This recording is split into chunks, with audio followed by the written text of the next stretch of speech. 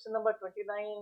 Negative charge carriers travel counter-clockwise in a circular coil that lies in the plane of the. Which means what? These are electrons which are moving in this. Which means what? Usually when we talk about the charges, we consider there is a positive charge. We don't consider the electron. So positive charges should be moving like this. Okay. Now the coil is in a uniform magnetic field directed into the pitch. Okay, so this is also given. Over here.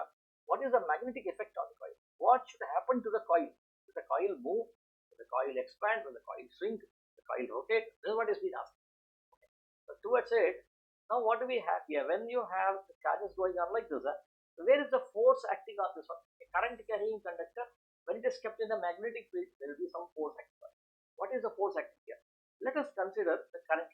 Now this will be the current. The electrons are moving like this. This is my conventional current. The current is now moving like this. Now let me use my finger rule. So what will happen?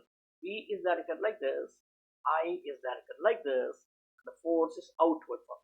So at this point, the force is outward like this. Now if I rotate it and keep it over here, the force here is also outward like this. And here it is outward like this.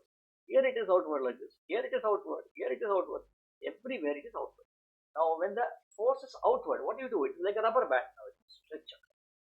Which means what? The diameter of the coil will tend to increase, and this